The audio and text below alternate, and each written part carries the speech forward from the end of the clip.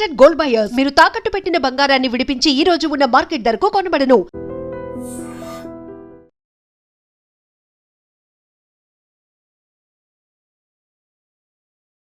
నిరుపేద కుటుంబంలో పుట్టింది. పుట్టుకతోనే చూపు లేదు, కానీ మనస్సు నిండా గుండెల నిండా ఆత్మవిశ్వాసం. తన అంధత్వం తన భవిష్యత్తుకు అడ్డు కాకూడదు అనుకుంది. తనలో ఉన్న టాలెంట్ను చూపించింది. తనకంటూ ఓ పేరు సంపాదించుకోవాలి అనుకుంది. అందరికీ ఆదర్శంగా నిలవాలి అనుకుంది. అవును, నిజానికి ప్రతి ఒక్కరికి ఏదో ఒక టాలెంట్ ఉంటూనే ఉంటుంది. కొంతమందికి కోఆపరేషన్ బాగుంటుంది, ఫ్యామిలీ సపోర్ట్, ఫ్రెండ్స్, ఇలా అన్ని రకాలుగా సహకారం ఉంటుంది, లక్ కూడా తోడవుతుంది.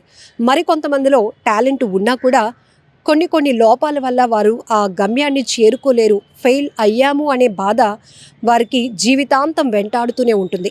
ఇలాంటి వాళ్ళల్లో మనం చూస్తాం, ఎవరైనా మంచి టాలెంట్ చూపిస్తే ఖచ్చితంగా మనసు నిండా మెచ్చుకొనే తీరుతారు. ఎందుకంటే వాళ్ళు సాధించలేనిది మనం సాధించలేనిది వాళ్ళు సాధించారు, ఎలాంటి పరిస్థితులు ఎదుర్కొనైనా అని మనం హార్ట్ఫుల్గానే వాళ్ళని అప్రిషియేట్ చేస్తూ ఉంటాం.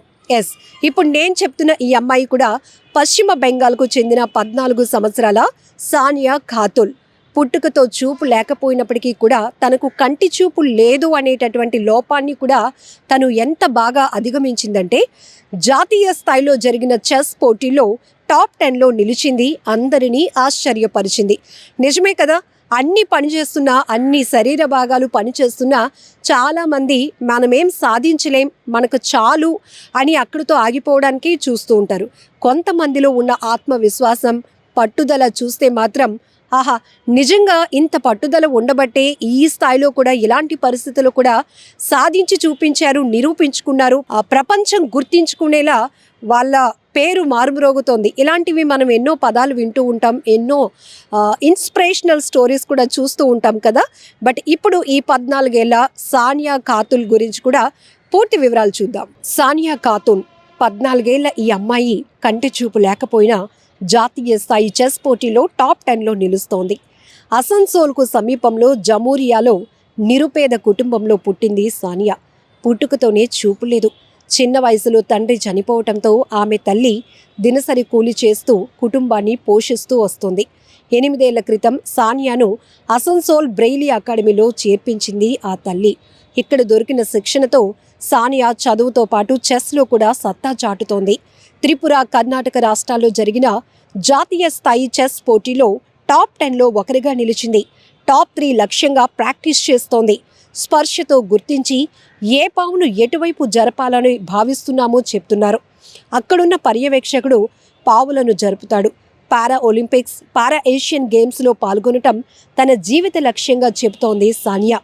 నిజమే కదా, నిజంగా మనస్ఫూర్తిగా మనం కూడా సానియాను ప్రశంసించాలి. ఆ భగవంతుడు ఆశీస్సులు ఆ అమ్మాయికి ఉండాలి.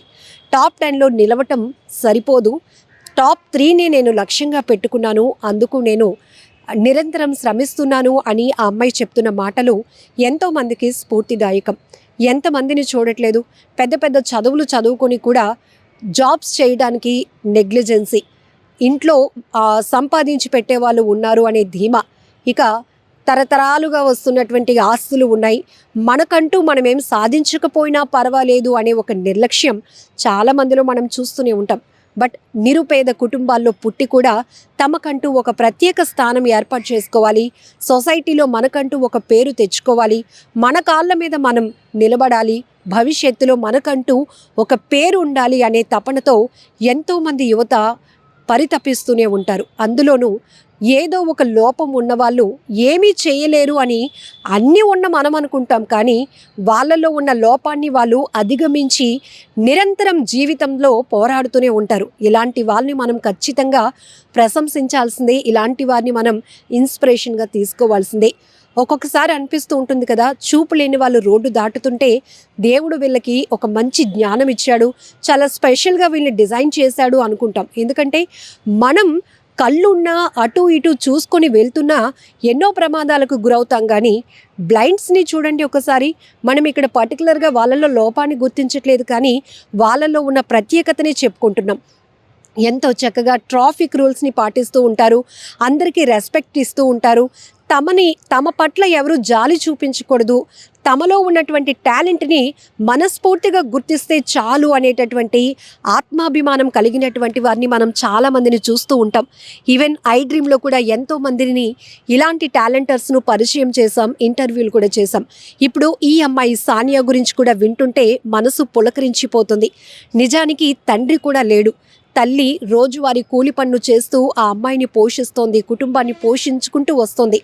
ఆ పాప ఆ తల్లికి భారం కాదు, తనని చదివించాలి అనే ఆ తల్లి గొప్ప మనసు ఇప్పుడు మనం ఎప్రిషియేట్ చేయాలి. అలా ఒక అకాడమీలో జాయిన్ చేసిన తర్వాత చదువుతో పాటు తనలో ఒక ప్రత్యేకమైన టాలెంట్తో రాణించాలి అనుకున్నటువంటి సానియా పట్టుదల ఈరోజు జాతీయ స్థాయిలో జరుగుతున్న చెస్ పోటీలో ఆమెకంటూ ఒక స్థానాన్ని ఏర్పరిచింది, టాప్ 10లో నిలబెట్టింది. ఇక టాప్ 3 లక్ష్యంగా నేను ముందుకు వెళ్తాను అంటున్నటువంటి సానియా లాంటి చిన్నారులను మనమంతా మనస్ఫూర్తిగా ఆశీర్వదిద్దామా?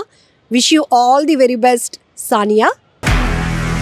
నిజంగా ప్రస్తుతం ఉన్నటువంటి సమాజం దేనికి ప్రయారిటీ ఇస్తుంది? ఆర్థిక సంబంధాల చుట్టూ మాత్రమే తిరుగుతోంది. మళ్ళీ ఎన్నికలంగానే చాలా విరక్తి కలుగుతున్నాం. మంచి అనిపిస్తుంది కదా, లేడీస్ కూడా ఛాలెంజింగ్ జాబ్స్ చేసినప్పుడు చాలా బాగుంటది. ఫుడ్ డెలివరీ ఇవ్వటానికి వెళ్ళినటువంటి డెలివరీ బాయ్ అనిల్ పై కళ్ళ ముందు